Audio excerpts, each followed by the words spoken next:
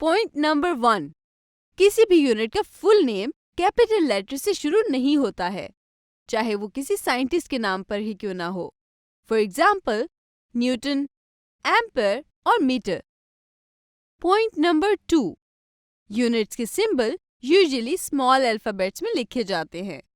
For instance, small m metre को represent करता है, लेकिन अगर यूनिट साइंटिस्ट के नाम पर हो तो सिंबल का इनिशियल कैपिटल लेटर में होता है। फॉर एग्जाम्पल, न्यूटन का सिंबल कैपिटल N होता है।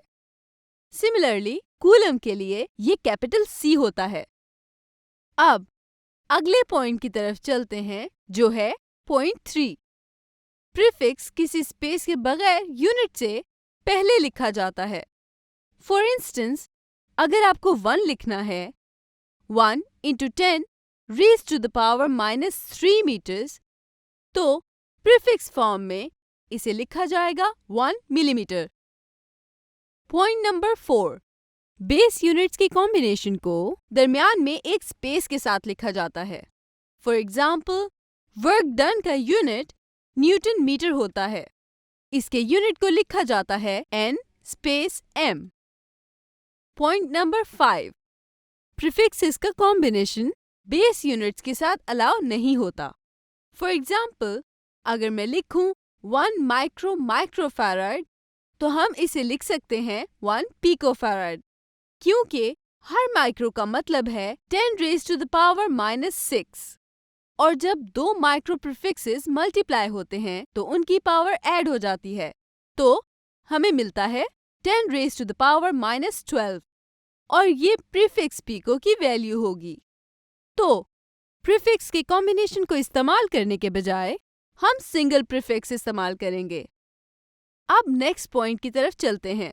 पॉइंट 6, यूनिट से पहले न्यूमेरिकल वैल्यू साइंटिफिक नोटेशन में लिखी जाती है। फॉर एग्जाम्पल, अगर मैं लिखूं 5 into 10 raised to the power 4 centimeters, तो इसे लिखा जाएगा 5 into 10 raised to power 2 meters। Centi prefix 10 raised to the power -2 होगा, राइट? तो जब दोनों वैल्यूज मल्टीप्लाई होती हैं तो पावर्स ऐड हो जाती हैं, यानी कि 4 - 2।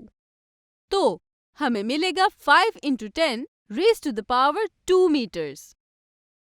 पॉइंट नंबर 7, जब बेस यूनिट का मल्टीपल रेज टू पावर होगा तो पावर दोनों मल्टीपल और बेस यूनिट पर अप्लाई होगी। फॉर एग्जाम्पल, अगर यहाँ मौजूद है 1 किलोमीटर स्क्वायर, तो फिर ये स्क्वायर प्रीफिक्स और यूनिट दोनों पर होगा। तो 1 kilometre square is equal 1 into 10 raised to the power 6 metre square, क्योंकि किलो प्रीफिक्स स्क्वायर्ड है।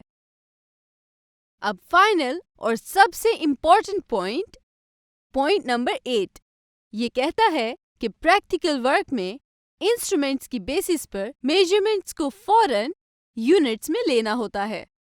फॉर एग्जाम्पल, अगर आप माइक्रोमीटर स्क्रू गेज इस्तेमाल कर रहे हैं, ये मिलीमीटर्स में मेजर करता है, तो रीडिंग्स मिलीमीटर्स में रिकॉर्ड होती हैं। सिमिलरली, कैलोरीमीटर से हासिल किया गया मास ग्राम्स में नोट किया जाएगा।